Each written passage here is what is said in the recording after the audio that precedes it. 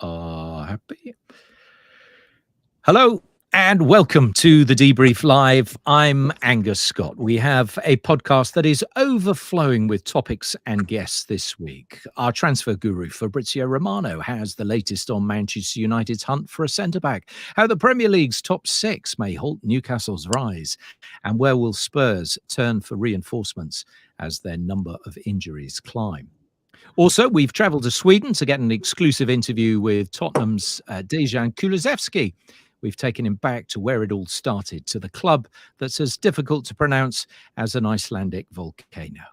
But our main focus today is on something that has become farcical in the Premier League. You can insert as many jokes as you want, but none of them is funny or indeed original anymore. And nor is the VAR system itself funny, that is.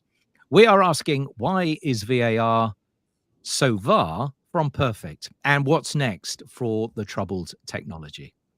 My right-hand man, Ben Jacobs, has just woken up from his jet-lagged slumber in Miami ahead of his latest Soccer X conference. Good morning to you, Ben. Good morning. It's too early here in Miami for all of those puns in the space of the opening 2 minutes of the show.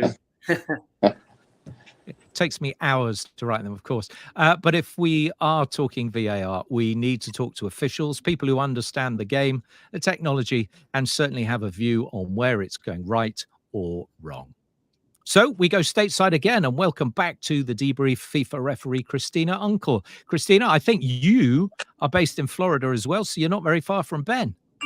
I'm not far from Ben. I'm going to say, Ben, it's not that early. It's almost 9 o'clock local time, but I'll give it to you because I know you just traveled in.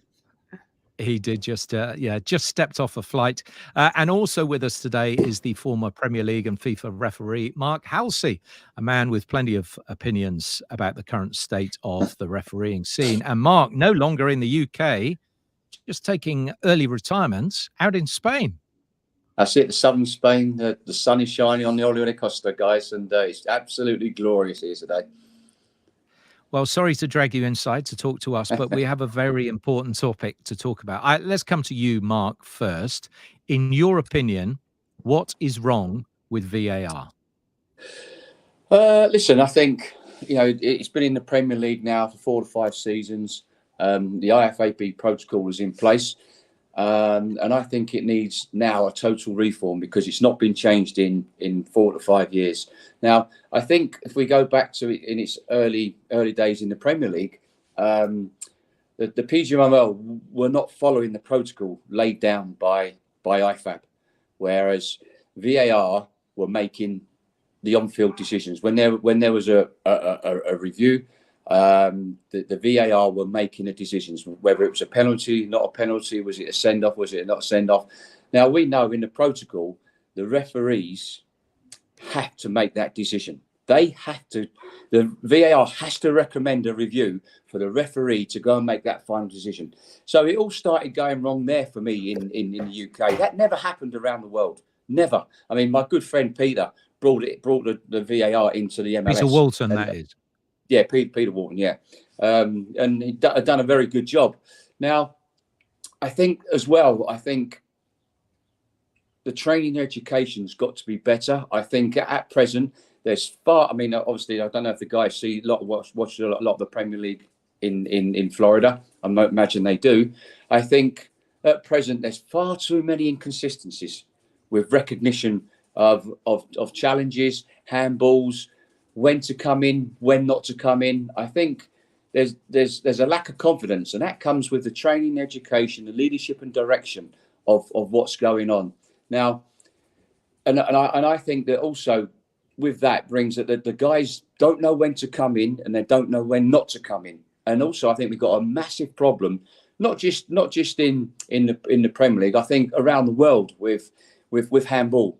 It has to be a deliberate act. The arms have to be in a natural or unnatural, and they've got to decide. Now, for me, I don't think the current referees in the Premier League know what natural and unnatural is, because there's so many different phases of play where your arms are in a natural position, and I don't think that they've had enough training education on natural and unnatural. And for me, the best people to come in and train our officials is ex-managers, coaches or players.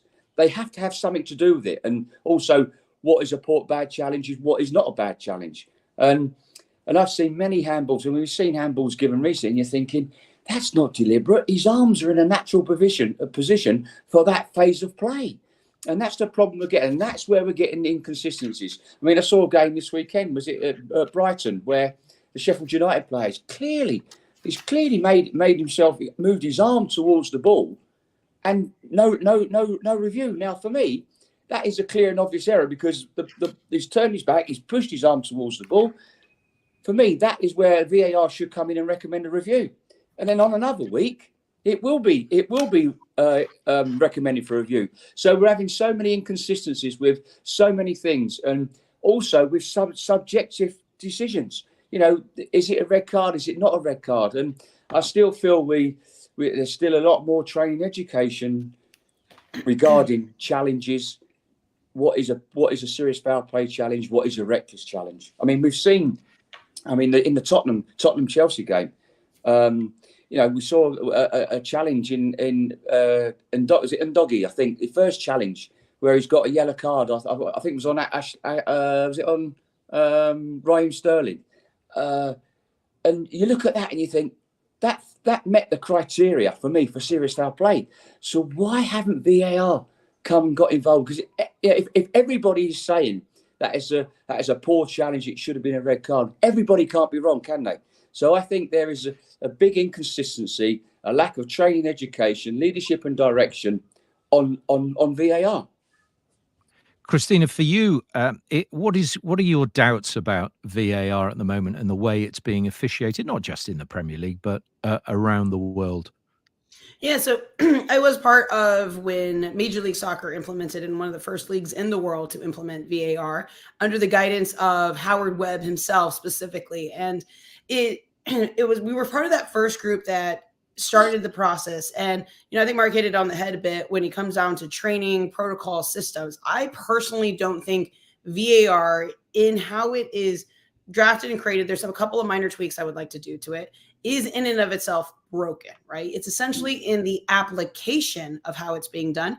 And having the benefit and the doubt, I covered Champions League, Europa League, Serie A, I work in Major League Soccer, NWSL now has it, the Women's Professional Soccer League. And now I get pulled in to talk about quite a bit about Premier League. So I've been able to see how VAR is implemented across the world collectively.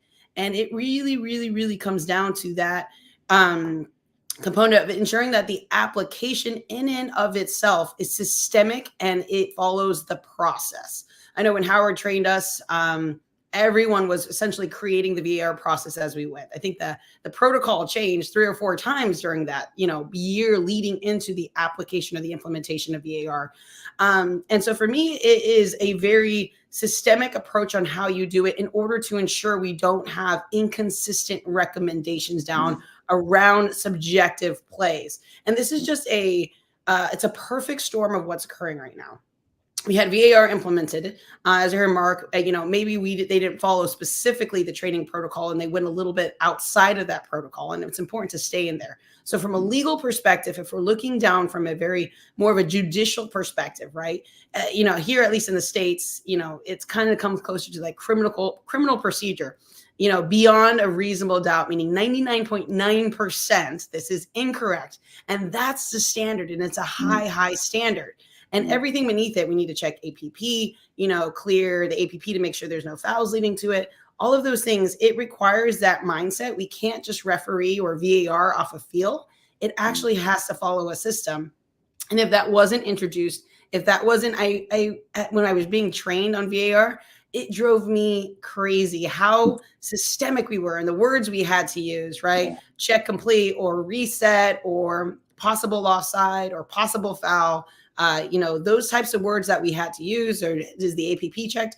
And now when I've heard the audio systems around the world, I understand why we had to emphasize those words, because it ensured that we didn't have the misstep that we had in Liverpool, right? When we came down to processes and saying, the decision on the field is this. Let's open up the review. We're now starting from the beginning of the APP and checking 2 or 3 other incidents prior to it. So I do really think that the system, VAR in and of itself isn't broken. The philosophy is not broken.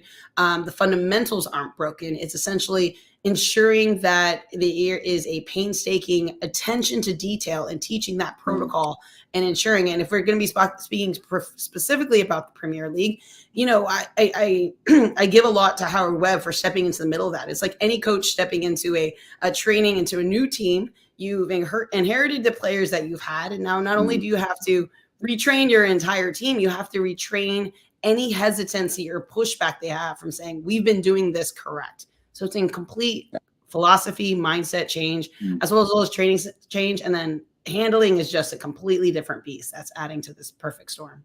I mean, she's correct. Christina's spot on. I mean, Howard's got a massive job over here.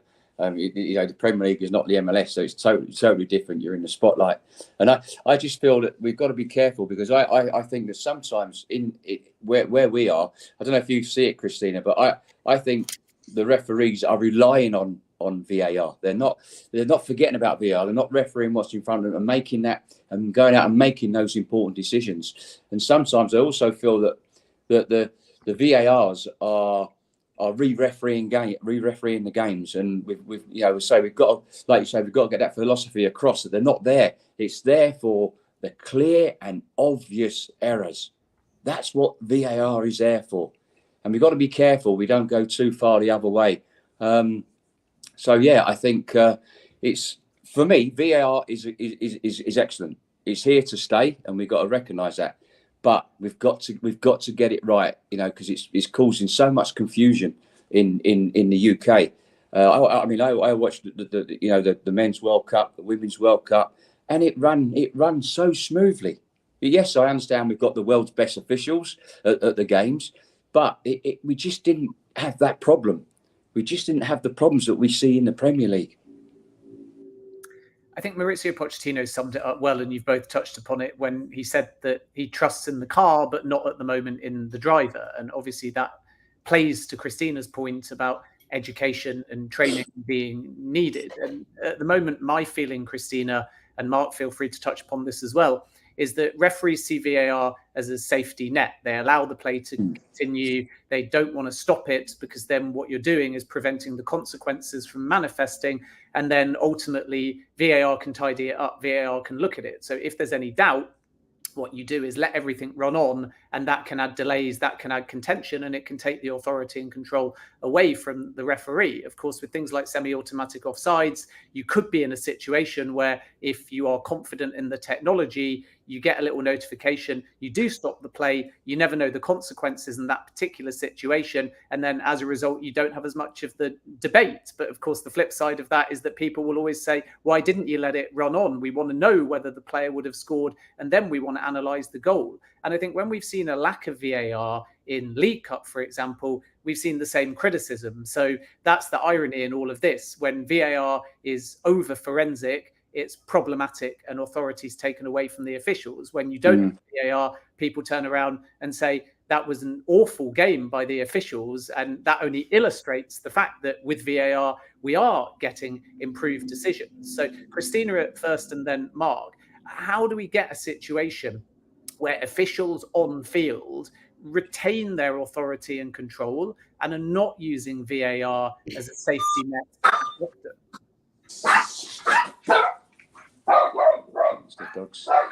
No worries. Ben, going to your question, I mean, it's the essence of, and I hope this analogy plays well over there as well. It's having your cake and eating it too, to that extent, right? You know, everybody wants VAR, but then they don't want VAR, and then they want VAR in these instances, and we can't rely upon when someone's subjective whims, when they are favoring a team and would have wanted to see that. We have to do it from a very neutral standpoint. That being said, I would say that the mindset and the mentality of the majority of officials, at least here domestic stateside and myself included, is that you are officiating as if the system doesn't exist when it comes to making a decision.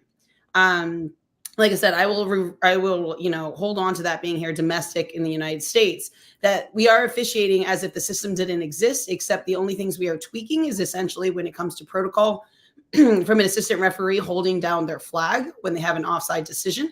That communication is already happening between the officials saying, I have offside, you know, delaying to play out that play. So we had an example, for example, in NWSL, keeper hot touches the ball outside the kind of the penalty area scenario. And it was a scenario where the officials without VAR would not have been able to make that decision on the field due to angles, the way the ball was played, and not being in line from the assistant referee's position, meaning just it was catching up to pace. And they officiated as without. But in the back of the mind, it's also that concept saying, thank God we could not see that based upon this play in the context. But we do know that if there is something that is clear and obvious error, VAR will have it, but the play continues. So, everyone's kind of, I've gotten a lot of these kinds of comments of saying, referees use VAR as a crutch. They're relying too much on the system. No. They're just officiating as they should be officiating and making those decisions, knowing that in the worst case scenario, VAR is in the back end. We're not relying upon it. We're not saying we're not making a decision. No decision is a decision in and of itself, right? So every time you make a decision or not make a decision, it's a decision. So when it comes to the officials relying on it, thinking it's a crutch, are concerned about it, saying, et cetera, no VAR will make the decision on it. That's not the mindset, and that's not the philosophy of how an official should be officiating with the VAR protocol. Instead, you are officiating, you are in charge of the game. Any recommendation sound is still just keyword a recommendation from the VAR. Obviously, everyone's like, every time they go to the monitor, they come out. Well, yeah, that's kind of the whole point. If you're recommending something down, it should be a clear and obvious error, and there should be very clear evidence to that. But I know at least here domestic stateside of Major League Soccer, there's times where there are improper VAR recommendations, and those are acted upon in the sense of not taking that recommendation. So I teeter on that because I know many people aren't in the mindsets of the refs and don't know how we're approaching and using it.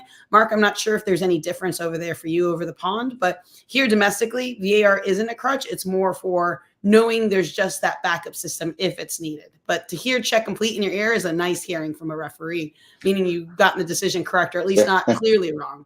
I would tell people I don't get clear wrong errors. I might get an error, but I don't do clearly wrong errors. I used to like that little voice in my ear when I was refereeing. So, Mark, you're spot on. I've seen it on the TV. You got that right. Oh, great! I can carry on and don't have to worry. But no, I think you're spot on. I think there is a bit of a problem here where I think referees do rely on the VAR. They're not making that decision, and I think we had the problem a couple of weeks ago or last week at Newcastle Arsenal, where we had obviously there was massive there was free checks going on with, was the ball out of play, was it offside, or was it a foul? Now, I think that we've got to make sure we've got enough cameras so we get that definitive angle so we can make that call. They couldn't make the call on the goal. They weren't obviously the ball out of play. Was it out of play? Was it not out of play? Didn't have the camera angle. Was it offside? It was one of those where they didn't have the correct camera angle to see if it was offside or not offside. And then obviously it came down to the hands on the back. A lot of people will say it was a foul. A lot of people say it wasn't a foul. So for me, that's subjective. So, I know a lot of people will argue saying the VAR should have got involved and recommending the review to the referee. Had the referee gone over, he possibly would disallow the goal. But that was subjective. So I'm with that. I'm with that the VAR doesn't get involved. And Christina's absolutely right. We only want them to get involved when it's an absolute howler. That's what it's for. I mean, football's been going for hundreds of years, and all of a sudden, we're into a different era now where VAR is where people's perception is that it's ruining the game of football, especially here in England, Christina. They think it's ruining the game, but for me, I think it's a good tool. Because there was a few times when I refereed where I missed a really poor challenge at Wigan against Newcastle in the Premier League. I think it was Herrera on McManaman. And if I had VAR that day, I know VAR would have got involved and said, Mark, you need to go and look at this. And I know straight away, I would have only needed one look. It would have been a red card. But what I think we need to look at as well is that when they view these challenges in the Premier League, I don't know if you've seen it, Christina, but as soon as they go to the screen, it's there in slow motion. It's there in stills. It's there in stills, and we know what stills put into your mind straight. As soon as you see the still picture, you think, God, that's a shocking tackle. But I think we need to make these decisions and look at these decisions in real time. in real time. And I think we need to look at a time as well, because we're spent in the UK. Sometimes it's taking 3 minutes or more to look at these decisions, to check these things out. Now, if you're taking that long to decide if it's a penalty, is it not a penalty, then you go with the on-field decision. I think have you got so many automated offsides in the MLS now? No, we do not. I mean, the only ones I know is Champions League, Serie A, who's actively using semi-automated offside, but Major League Soccer does it. We don't use the offside lines either. We don't have that extra implementation. So when we talk about offside, no one's up in the air, because if there's any doubt, it stays down, and people prefer that, right? Because we want goals. But you hit it on the head when it talks about the stills. And one thing I want to clarify about the still shot, for those who don't know, because you're right, everything looks worse in slow motion. Everything looks worse in that. But the reason why the still shot is first issued down to the referee is to show points of contact. So depending on the context of the play, if we're talking about serious foul play or violent conduct, you must show the referee first point of contact, because if the point of contact is studs on top of the boot, we shouldn't be showing the referee that unless we're undoing a red card, right? So that's why, and just to kind of clarify for people, usually when the referee is going over, the communication should be from the VAR to the referee saying,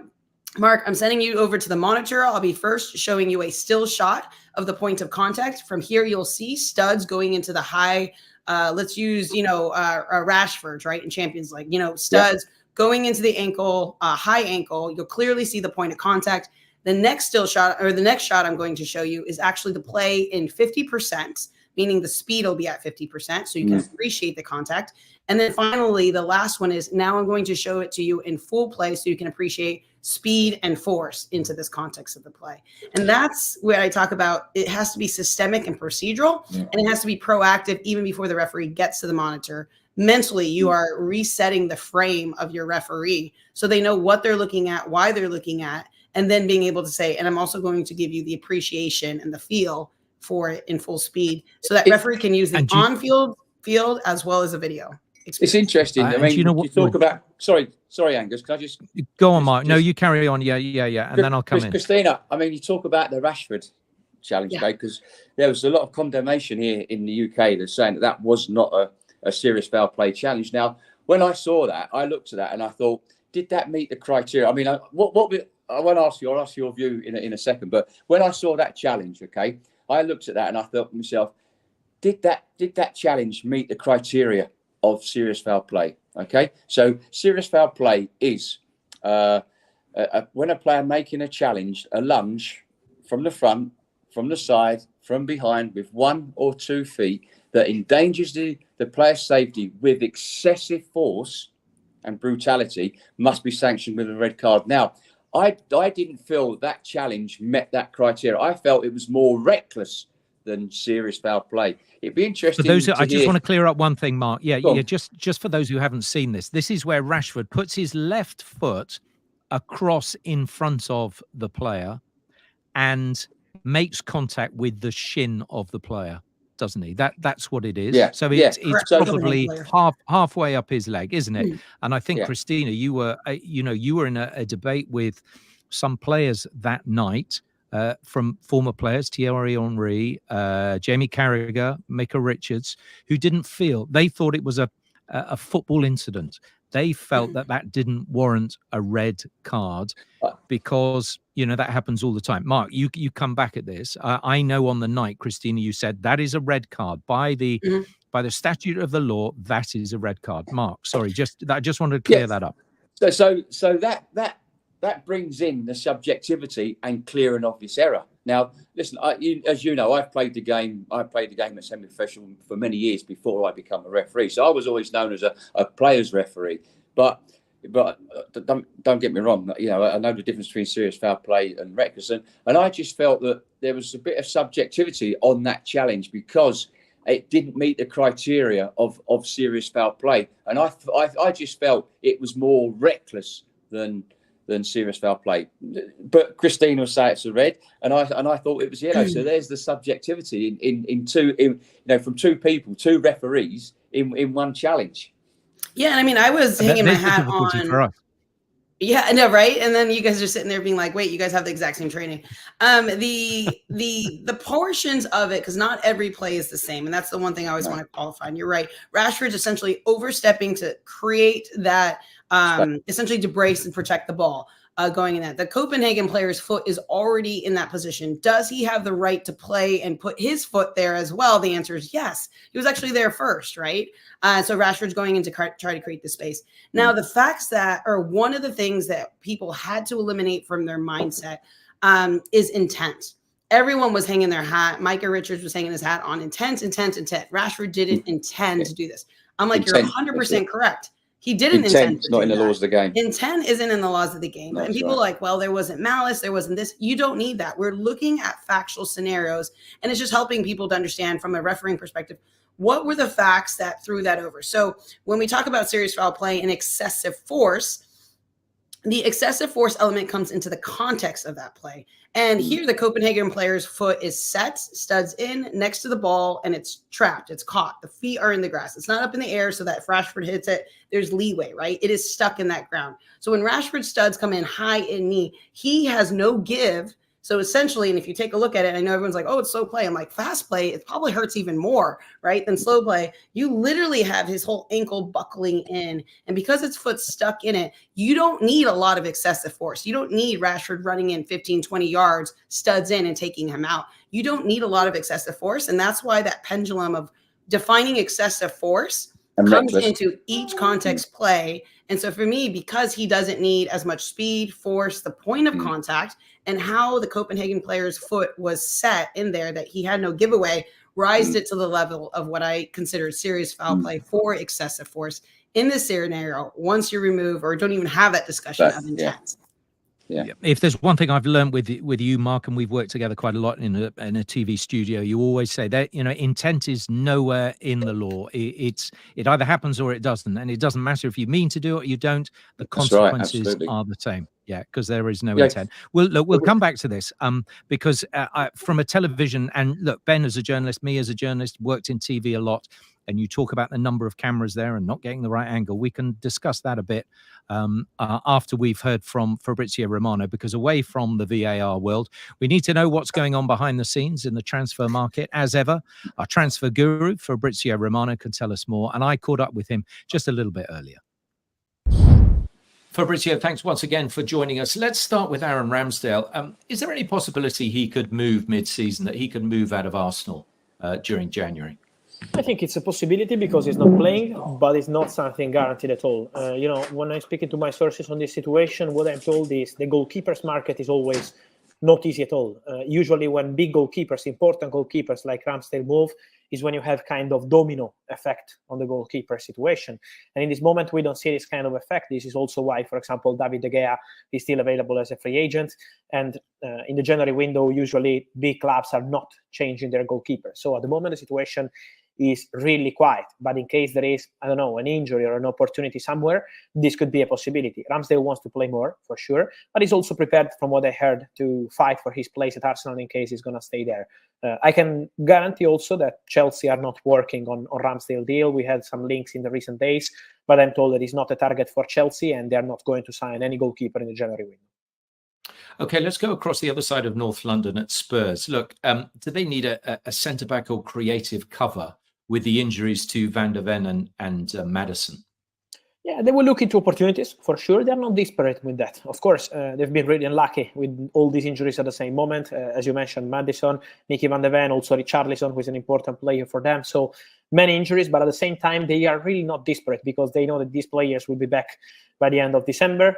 So they will be ready for January. They will be ready to compete with their best players. And so I think they will look into it at the end of December. How is the recovery process for these players and what kind of players they need? I don't see Tottenham spending crazy money in January. From what I'm told, this is not the plan. This is not the idea. They're also happy with the balance they have in the squad right now. But obviously, the recovery process is going to be important to see if they want to add some player and in which position. But I think they could do something in the final days maybe of the January window.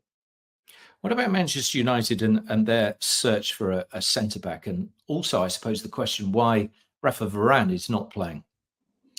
Yeah, on Rafa Varane, the message that we get from Manchester United is very clear. Is tactical decision. Erik ten Hag is very happy with Harry Maguire this season in general, very happy with his approach, with how he's playing, his mentality. So they're very happy with him. And Johnny Evans is partnering very well with him. So this is why they believe that this was the best pair. But now with Evans' injury, I'm sure that Varane will get more game time and they will try to fix the situation. So it's about the rotation. It's also true that, of course, in case they receive some important proposal in January, the situation could be different for Rafa Varane. At the moment, I'm not aware of any concrete negotiation yet, but in case something happens in January, I think that could be an open situation for Varane in 2024 in the January window. And for Man United, the priority from what I'm told since September is to sign a new important centre-back. Then they will decide what they want to do in the January window based on what kind of opportunities there will be on the market, because many of the names we have mentioned here multiple times for Man United are not available in January. For example, players like Todibo is a really important player for Nice, or Tapsoba is a crucial player for Bayer Leverkusen. It's not easy to go and sign these players in the January window. So if Man United can find the right opportunity, for sure they will be into it. Otherwise, it will be in the summer. But the idea is to bring in an important centre-back in 2024.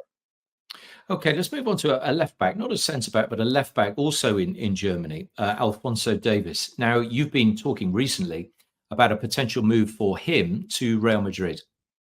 Yes, this is a possibility. Let me say that the situation of Alphonso Davies is quite special because he's under contract till June 2025, but the agreement to extend his contract, a new long-term deal at Bayern, was almost done. It was in March. Yes, it was March, beginning of April, when they almost agreed all terms of the new contract. Then what happened is that Bayern changed everything. So Nagelsmann out, Tuchel in, Kahn out, also Hasan Salihamidzic also out. So the whole management and the manager left the club, and they changed everything. New director, new CEO, new manager. So they had to restart the conversations with the agents of Alphonso Davies. And from what I'm hearing at the moment, this conversation is not that positive. So there is still no agreement between Bayern and Alphonso Davies on new contract. And there is a concrete chance for Bayern to sell the player in next summer, because they don't want to sell the player on a free transfer in summer 2025. So for the January window, I don't see anything happening for this one. I don't see Alphonso Davies leaving Bayern, but for the summer could be different, and Real Madrid are interested. Real Madrid really appreciate the player. Real Madrid believe they need a new left back in the summer transfer window, and so Alphonso is in Real Madrid list for next summer. It's interesting you say, Real Madrid needs someone during the summer and they'll want a left back then. The implication coming out of Real Madrid is that they don't and will not sign anyone in January. Is that your understanding? Yes, this is their private and public message. Carlo Ancelotti said that in his press conference, but it's the same message I'm getting on the club side. This is really something that I expected, honestly. This is how Real Madrid work usually. So they never go on the January transfer window, despite injuries or any other situation. They are still very happy with the squad they have. Of course, they were really unlucky with the ACL injury for Thibaut Courtois and the same for Militao, but they see the team reacting very well. So if the situation will stay like this and they don't have any other injury, they will do nothing in the January window. They're happy with the squad they have, and they will start planning for the summer. This is Real Madrid model. They use the January window to plan for the future. Last year, they signed Hendrik for the future. This year, they are planning, as we mentioned, Alphonso Davies and maybe something else for the summer window. So Real Madrid use the January window and December, also February, to plan for the future. Now, let's move on to something that's a little bit technical, but there's a big vote, Fabrizio, on the 21st relating to associated party transactions. That's effectively, it was the big six in the Premier League wanted to make sure any deal with a third party over £100,000 could be justified. It was fair market value. Therefore, that was particularly going to affect Newcastle. And the knock-on effect of that is, I wonder about Ruben Neves, who's currently in Saudi Arabia, whether he would be able to come in January to Newcastle as some sort of deal, or whether that would be sort of vetoed or have to be justified in a way by this big meeting on the 21st. Yes, this meeting will be really important, really, really important to clarify this kind of situations. I think it was needed because with this kind of situations, as you mentioned, with Newcastle, but also other situations around with co-ownership, they need to clarify how is the point and to avoid any problem. So this is what is going to happen. From what I'm hearing, Newcastle are not so optimistic. Newcastle believe that many clubs will try to block this kind of movement, and so also the Ruben Neves deal is in danger at the moment, and they know that it's really complicated to make it happen. Newcastle is still waiting. So I think on the 21st, we will have clarity on this story, but they are still waiting to understand what happens. For sure, Newcastle idea, in any case, let's see what happens on the 21st, is to sign a new midfielder. They have to cover Sandro Tonali, who will be unavailable for the rest of the season. They are looking into the midfielders market. As I said already here, for them, it's really important to understand whether they will be in Champions League or maybe Europa League or maybe out of European competitions. That group is really crazy in Champions League. So they are waiting for clarity over European competitions. And then they will decide how much they will spend on a midfielder, what kind of player they want. Because, for example, Calvin Phillips could be another opportunity, another possibility, but it's not a negotiation as of today because Newcastle are still waiting to activate their machine to make something happen. If it went in their direction, would Neves be at the top of their list? Is he sort of priority number one? Yeah, he's a player they really like and a player they really appreciate, including Andy Howe. So I'm sure that if they have the possibility, they want to go on and proceed with the Ruben Neves deal.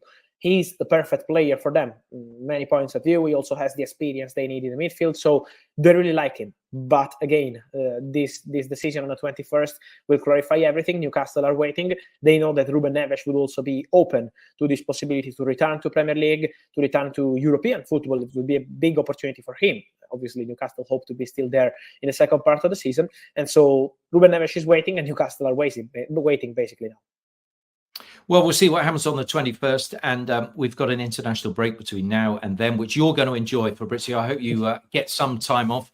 You don't have to sit by your phone the whole time. But as ever, it's been great to talk to you. And we'll speak to you again next week. Thank you and see you soon. Thanks a lot. All right. Cheers, Fab.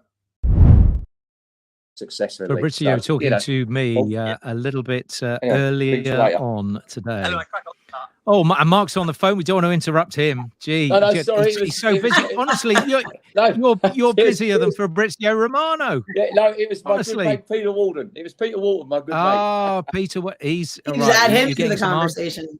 Yeah, exactly. He should come and join us. Right, I'm going to put you back on the spot then, Mark, because during our previous conversation, go on. We were talking about that Anthony Gordon goal. Okay. It was looked at for three different reasons. Whether the ball had gone out of play. This is Newcastle Arsenal. Whether the ball had gone out of play, possible offside, that he was actually offside, and a possible push by Joel Linton on Gabriel. Now, you said it could be interpreted either way. Let's take away the first two, whether the ball was in or out of play, or whether it was offside. But the possible push comes down to referee or a VAR decision that will ultimately fall with the referee. What was your opinion? You said it could be interpreted either way. What would you have said if you'd seen it? You'd been the referee that night. Well, listen, it's one of those. I mean, it's so that referee makes so many decisions during a game. Like Christina said, a non-decision is a decision. I think if for me it's subjective. I think if the referee sees that on the night and he gives that and disallows a goal for that push, then I think then everybody would accept it. So and I think looking at it, I think VAR's not got involved because it is subjective. A lot of people say it wasn't a foul. A lot of people say it was a foul. So for me, that was a subjective decision, and I think VAR were right to stay out of it. So it wasn't a clear and obvious error that they were going to look at again. Christina, you saw that incident yourself? Did you? Do you think it was a foul? Yeah, that would be something that we would recommend here in Major League Soccer for that. And yes, when you jump, especially you're using your arms up, but there's a difference between using your arms and placing them on one's back versus the full extension and pushing through the back. And then you're taking a look at that, and you're also taking a look at the trajectory of the ball and when was it there, right? Did Anthony Gordon, did he get his head on it before the extension of the push? Was it simultaneously, or did he get the push off before he got the header? Those are the facts that we have to take a look at to determine that. And if I remember correctly, just off the top of my head, the full extension through what I call the numbers, right? The back, your back numbers, that full extension through the back and then the header into the back of the goal, based on that sequence, would be something to recommend down for the referee to take another look at it. Because Mark mentioned, you take a look at that and you're like, yeah, I think 9 out of 10 people, we're sitting in a clip analysis room, if we threw the clips up and we're all in a conference drinking our hot teas with our little pad papers, right? All in our warm-ups, as we always do, like everyone would say, yeah, that's a simple foul. It's a simple expected foul. And that's why we would recommend it down, because if the referee took 2 looks at it and said, push extension through the numbers before the ball got there, and then the header in it, is a simple foul. No one's going to complain if we give that foul coming out. I think if the referee gives that on the night, there's no complaints whatsoever. But I think when you look at it, Gabriel is already going down. He's already going forward. So he's already on his way down. So I think that's why VAR didn't get involved in that situation. And Howard's been an advocate of a high bar and getting involved in those situations in the Premier League with PGMOL officials. I want to move on to another incident that obviously made a number of headlines. Christina, we spoke about this also the last time you were on the show, and that is Darren England and Liverpool's disallowed goal. Luis Diaz's first half strike ruled out for offside against Spurs. There was obviously a miscommunication as to what the on-field decision was, leading to play restarting very quickly. And then under the rules of the game and panic in the VAR room, we saw nothing called back, and ultimately the goal not given, Jurgen Klopp calling for a replay. Now the dust has settled on that, Mark and then Christina, what have we learned from that incident? I'm not entirely comfortable as a journalist, as a football fan, hearing, for example, that Darren England won't be refereeing Liverpool games, because you suddenly then create a situation where clubs can pick and choose the referee, and the punishment doesn't meet the crime, because there were a whole range of things that led to that decision. So surely we should be learning rather than punishing from that kind of incident. Absolutely agree, Ben. Before you come back, it's not rules, it's the laws, okay? Laws of the game. Ben's been in America too much. They call it rules. That's a yellow card for you, Ben. I actually prefer rules, because law implies rigidness. Rules implies something we can debate and fix in a more flexible way. Well, I think you're right. I mean, when Howard first come here, me and Howard go back many years and we're good friends. But when he first come on TV, and going through VAR, they do a show like he done in the MLS. Christina, you come out and you had a weekly show, didn't you? Well, on Sky here, he does it. He's done a monthly or a couple of monthly shows, and the first thing I picked up was the chit chat that goes on, that's been going on between the referee and the VAR. And for me, it was far too much talking going on, far too much confusion. Too much confusion, and it's just got to be simple to win. I know we heard, they said, they didn't know whether they didn't realise, or the VAR didn't realise that it'd been disallowed for offside. The check was over. Yeah. So they didn't realise, but see, that's why I think we need to hear the conversations. And you touched on it earlier, Christina. Holding the flag. He's offside, but holding the flag, ball goes in the back of the net, flag goes up for offside. So everybody knows in that VAR room that they've disallowed a goal for offside. So when we hear the chit chat, it was far too much and not concise and straight to the point. So what was going on? For me, there was that we heard the VAR, we heard the technician and his assistant in there as well, talking. I mean, surely we shouldn't be hearing the technician talking. They should hear that, but we shouldn't be hearing that. Now, I just don't understand. Listen, that was a catastrophic error, and you're right, Ben. Okay, they've made a human error. Darren England made an error on that day. Okay, fine. We all make errors. No one's been shot. No one's been killed. Let's hope Darren learns from that and he parks it, moves on, and he should be refereeing the following week. Okay, or the week after. Okay, take him out the firing line. And to say he's not refereeing Liverpool anymore this season, I don't agree with it. I absolutely do not agree with it. So yeah, I think lessons have been learned from that. I think that, again, VAR protocol needs to be refined, because what in that situation, okay, I watched that, and I know what the VAR protocol is. In law, you can, after players restarted, you can go back and with an offence of serious violent conduct, play can be restarted, and you can go back to that incident. Okay, but all other incidents you cannot, because that's law 12,000 misconduct. But in the and that's in the VAR protocol as well. But in the VAR protocol, with any serious incident missed,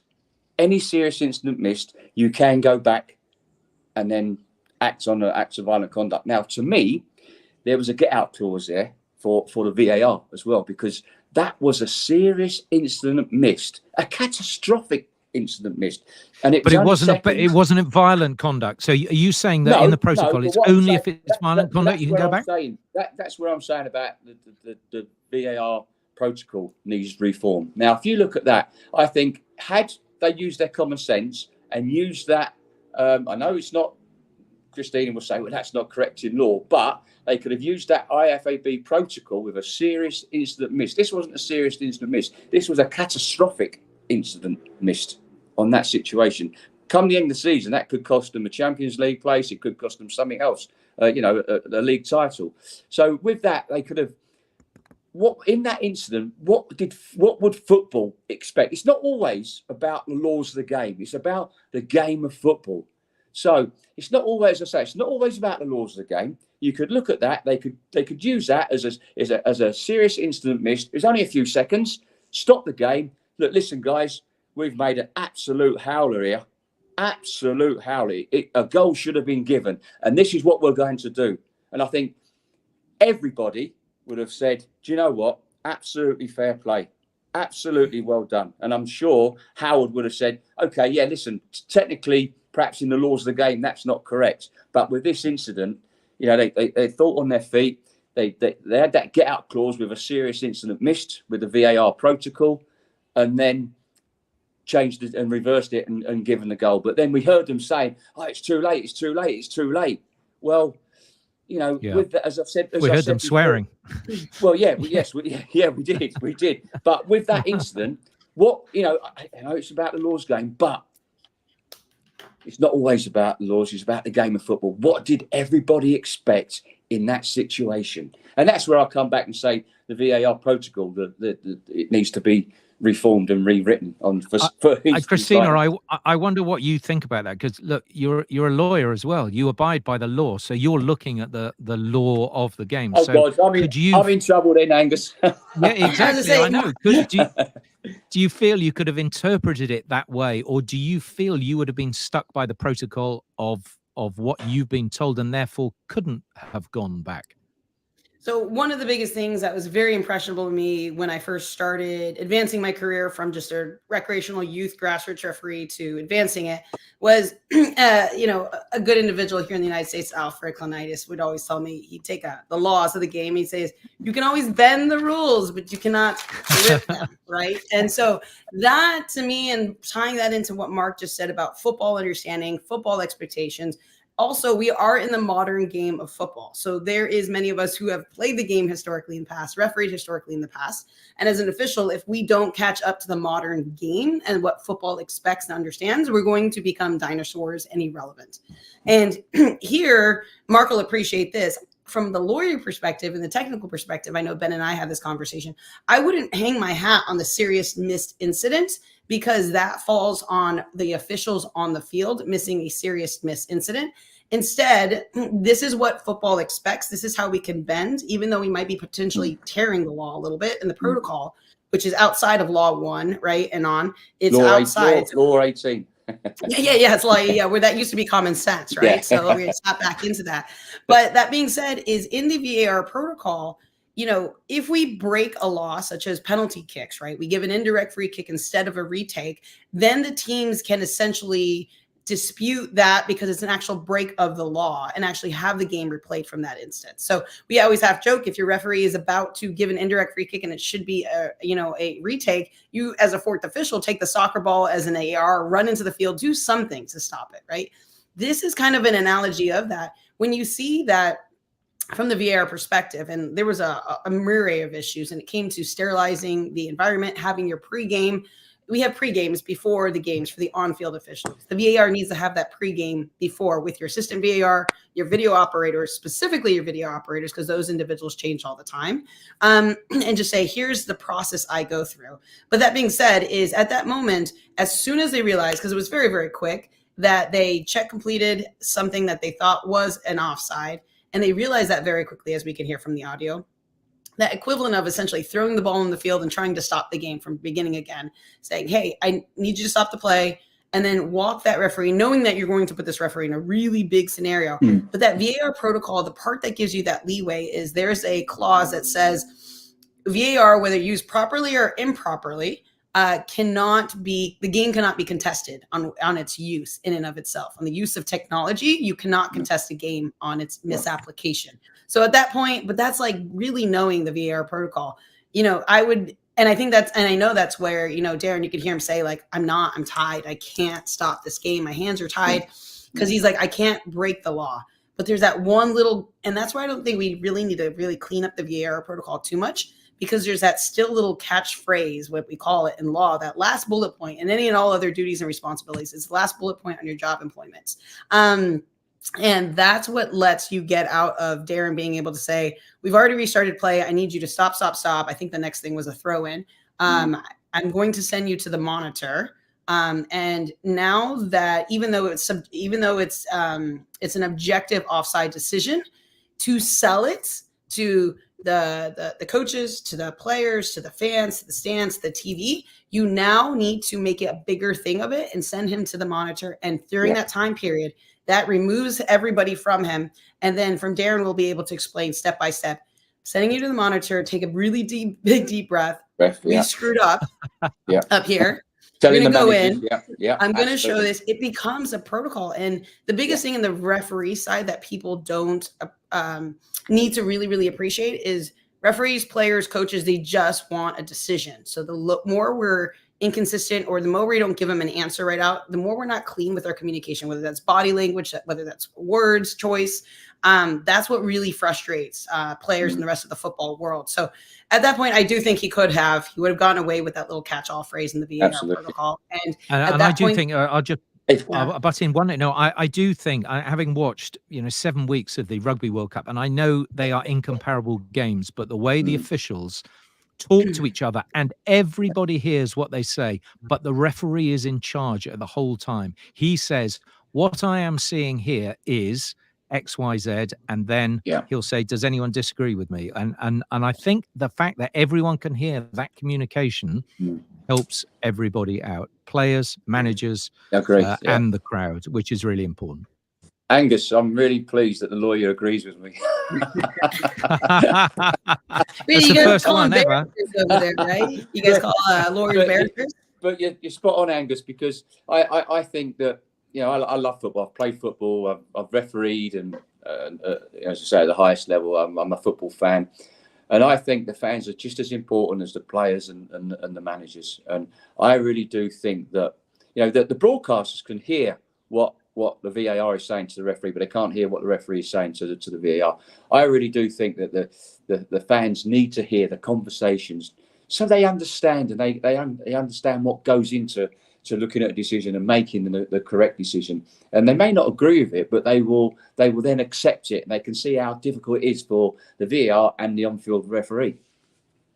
And I know it's down to IFAB. I know IFAB come out and said that they don't think that will ever happen. But if you look at cricket, like you said, in rugby, it works ever so well. And I think it would work well in football as well.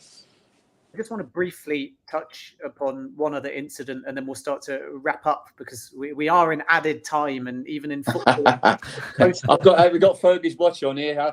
We're supposed to preset in football to have more accurate time, but in podcasts, we definitely cannot go over the 60-minute mark. Otherwise, there will be outrage from those listeners, no doubt. But I just want to get your reaction Mark and Christina, on the penalty to Manchester City at the weekend in a crazy 4-4 draw. It was the opening penalty which Erling Haaland scored.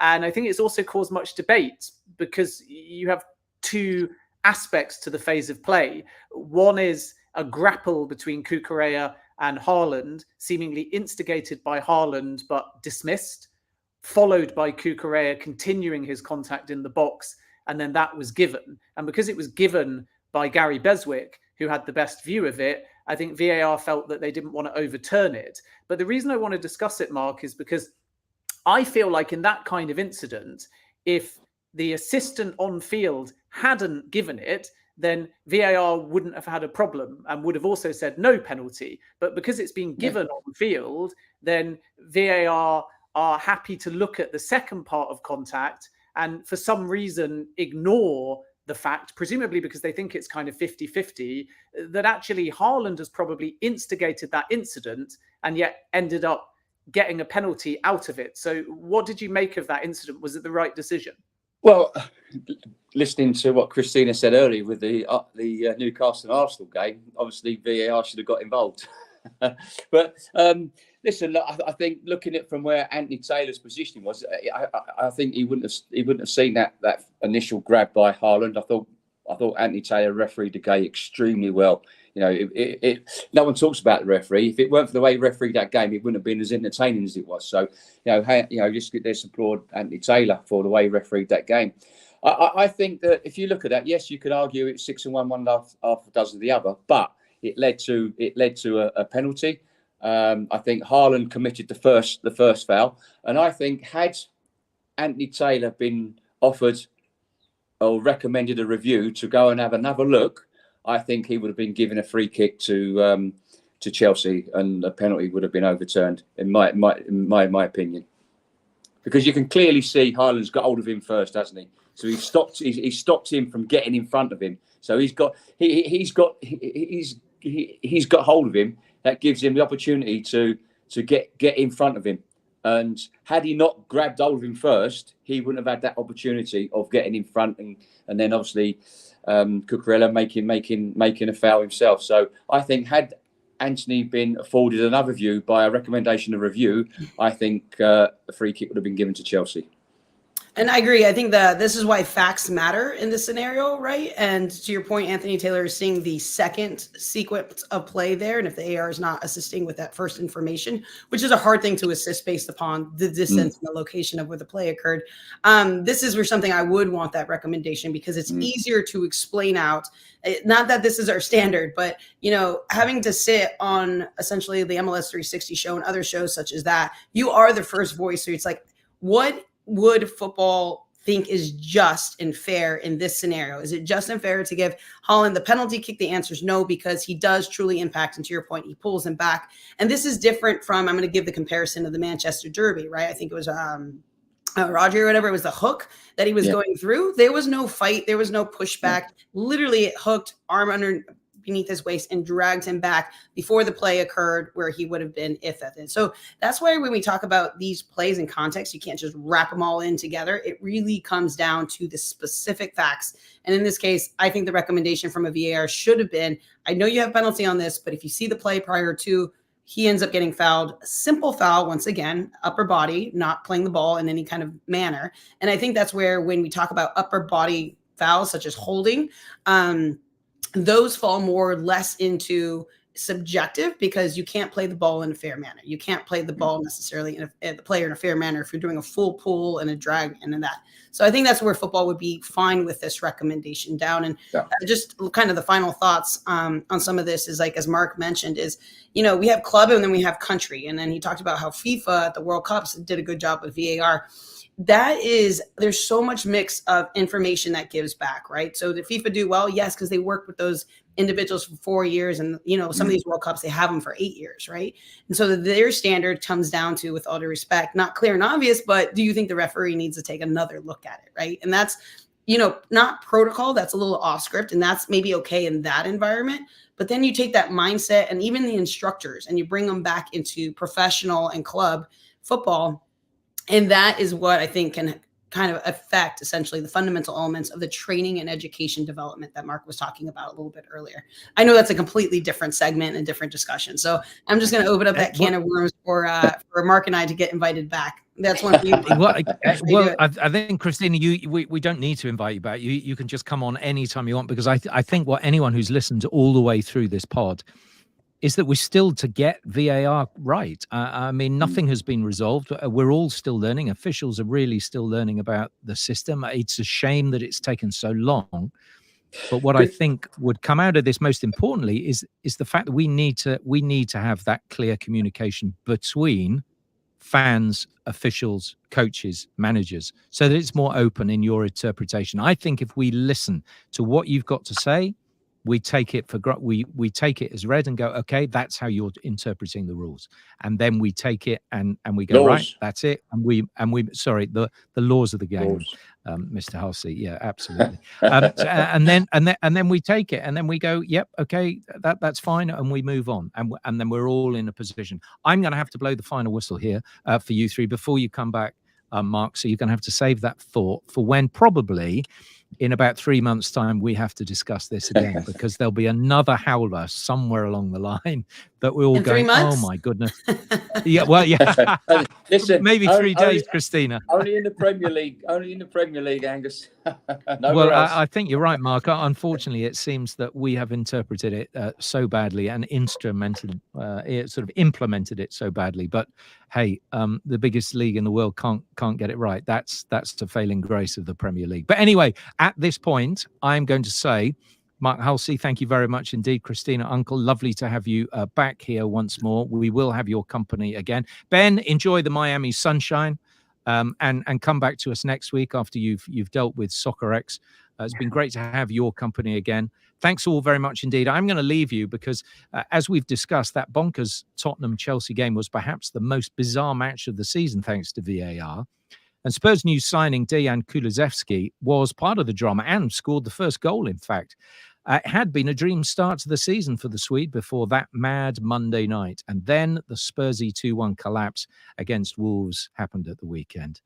Well, we took Dejan back to his hometown club in Stockholm, to IF Brommapojkarna, or BP for short, as part of the FC Futures campaign. It's an initiative that's a joint venture between UEFA and EA Sports, and it combines football and gaming to inspire the younger generation.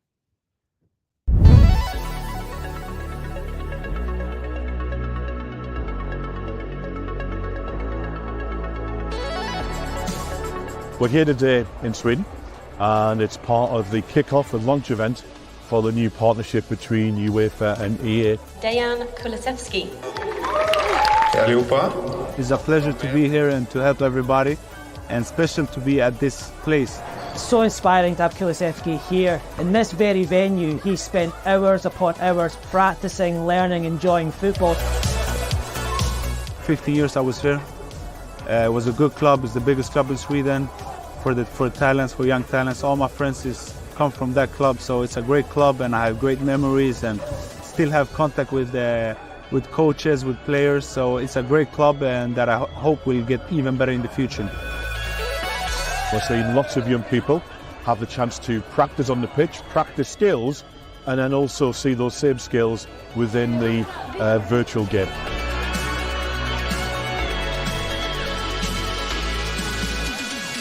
I recently bought FC. In my team right now, I have Kvaratskhelia from Napoli. He's really good. He has 5-star, so I like him. I always played the game when I was younger with my friends in the evenings. It was so much fun, really. It was the best thing ever. Now I'm a little bit older. I got family, I got girlfriend that don't let me play all the time. But of course, the best memories come from playing the games. I remember Eden Hazard. I remember he was on the cover, and for sure, by far my favorite player. Football is about love, and he gave me such happiness watching me play, not just me, but I think he was an unbelievable player. And I remember going to school and like being happy because he had a game after the school. So like he changed the days because the days went faster, and then when he played, I just enjoyed. I'm so sad that I never played against him or with him, But the thing people remember is what a great player he was. So really just thank you to him, and I wish him all the best after his career.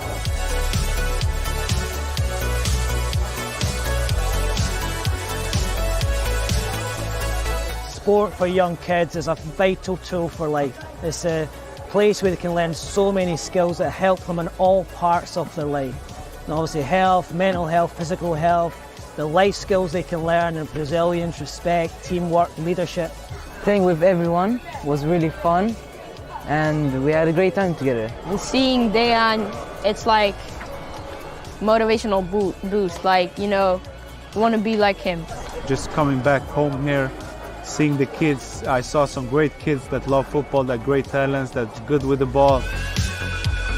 Through our relationship with the EA game, it means we can talk directly to players, we can talk directly to teachers and coaches, and really football has so many great things going for it, as does sport. Great to catch up with Dejan Kulusevski in our exclusive little chat with him in association with EA Sports. That is the debrief for this week. Thanks for your company. Thanks to my guests as ever. And we'll be back next week with more on the debrief.